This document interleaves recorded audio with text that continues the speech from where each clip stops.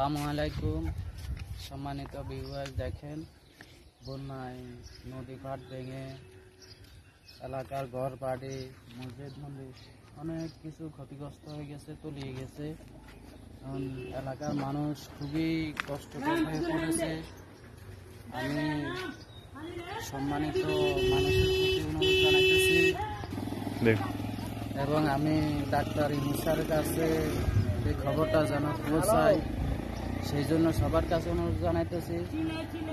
এই ভিডিওটা আপনারা লাইক করবেন, শেয়ার করবেন, কমেন্ট করবেন, যেন দ্রুত তাদের কাছে পৌঁছায়।